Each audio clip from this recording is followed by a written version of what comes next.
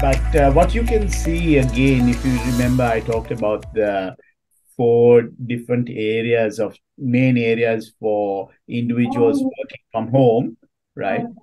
Um, Someone's got their mic on. Now, funnily enough, some of the other challenges that individuals also have is not only is really bad health habits, right? So when you're working from home, what the International Research Health Research Agency has found is that 1 in 3 of us don't change clothes or don't have a shower every day, right? Which is very interesting if you're working from home, and that begins to impact the way you work. It impacts your productivity, so it's very important to ensure that you've got the right health habits, right? When you're working from home, a lot of people, at least a third of people, don't actually do that. The other important piece for as a for when we are working hybrid is that you want to make sure that there is a distinct line between work and home. So when you are working, you're working, and if you can close the room and work, that's when it is. After that, you need to go out and do something. Of course, one of the good things of working from home is being able to work, stop, do something, and then come back, do some cooking and come back. I do a bit of that, right? And come back, right? However, you have to have a clear delineation between work and home. So it's very important for a lot of people to actually, when they get up in the morning for work, that they actually change from their night clothes into home clothes, into office clothes. It's very, very important, even though you're not going to be seen by your customer. So from an agent's perspective, making sure that some of these things, that you give them a little checklist, that there are communications around, making sure that they've got the right workstation set up, that they take a little bit more, pay more attention to the clothes that they wear, and also their surroundings. Yeah. I wouldn't, I sorry, just before I go on, there are three other key areas that all of us listening in should pay a little bit of attention to. Is that the biggest challenge for organizations today is trust between the team leader, the manager, and the agent. So that's one key area that we need to focus on, and how trust is earned. Trust is earned from both sides, from from management as well as the agent. So it is a two-way process. Okay. Um, and engagement and presenteeism and mental. So what we also have, if I might actually go back here, is to show you some important. I won't go through some of the data, but oops, sorry.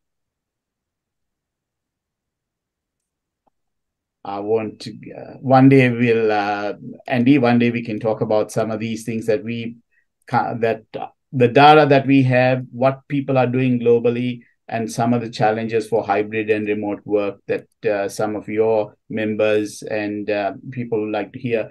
But just for today, I want to basically draw attention to the fact that now there are some global remote work standards from the International Labour Organization, from UN, from WHO, and a lot of governments across Asia, across Australia, New Zealand, the US, and other parts of the world, where they are specifying what needs to be in place. Because for instance, if I just go back a little bit, if we go back to this slide here, where was it?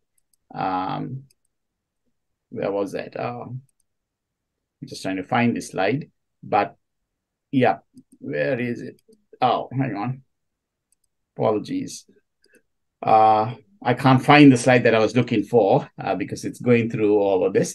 But what I wanted to point out was that for an individual, there are about 5 key areas that we need to look at from a remote work perspective, and this must be communicated and assessed from an agent's perspective. So the workspace that they have,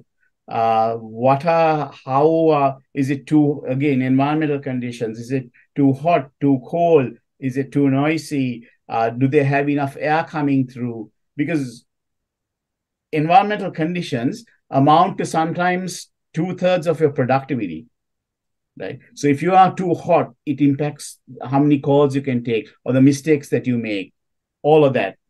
Yeah. So you've got to be a bit more careful with some of those things. Now, I won't go beyond this because I think this is a conversation for some other time. But all I can say is that when you ask the question about BPOs or whether we have agents in-house, the important piece here is to try and understand how remote work capable is the BPO and their agents, and how remote work capable are you and your agents. And that's the challenge, because if you don't know what your remote work capability is, if you have a team of 20, for instance, you'll find some people who are capable, remote work capable, right? The ones in green. There are some people who might need some help, right? And there are some people who cannot work from home. And we need to identify who those are, because across your team, if you have 1,000 people, if you don't understand who the reds are, it's going to impact your productivity. And so that's what we tend to be able to do, is to try and help organizations understand what that might be. I'll stop sharing my screen now and open up for questions. Okay. And how do you think the organization can control that one? Andy, we have a tool called Remotability. That is where we get all this data from, where you can actually, where we can, looking at these different motions. So if I might actually go back to this, it might be much easier if I show you what we've done. So in terms of so if you have what organizations can do is, there's 180 points, about 170 point checklist for them to understand from an individual's perspective what the workspace is, what the environmental conditions are, what the technology, how they are managing their technology. Insurance and accounting and tax has changed. If you're using contractors, may not apply in some parts of the world, but certainly in some parts of the world, it's very important in terms of how you pay for tax and account if you're doing contract jobs. And then there are issues around personal productivity, mental health, and well-being that I talked about earlier. So if an organization follows this individual, gets their people to do this checklist, they will be able to get an idea of how capable, whether the individual is a red, amber, or green, meaning with them remote work capable. So once you understand that, today organizations are doing different things, but what we are able to do really is to be able to give you one big picture of what that is. Same when it comes to an organization too, because when it comes to an organization, they've also got, there's a 118 point checklist that we use covering things like, employee, how ready or how mature is the employer when it comes to hybrid and remote work, because there are different factors and conditions that are going into this. Secondly, even in terms of work tools and communications, like how are you using your headset? Are you throwing it out? Are you not throwing it out? Directions and instructions on how to use not just headsets, but all the technology that you have given, right? And then also making sure that all the policies that you now have are regularly reviewed and updated all the time. So how can you define absenteeism? right? How can you define what are the policies there? If you're using social media, how should you use it on your company laptop?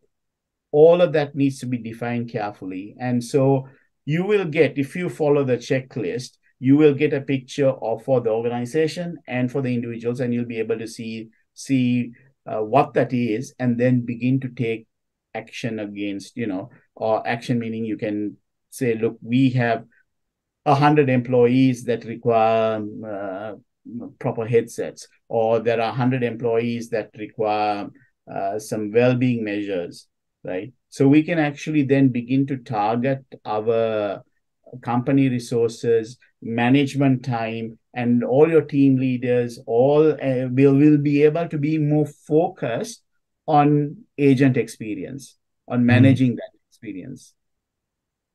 Okay. Thank you, Deepak, for the explanation about that.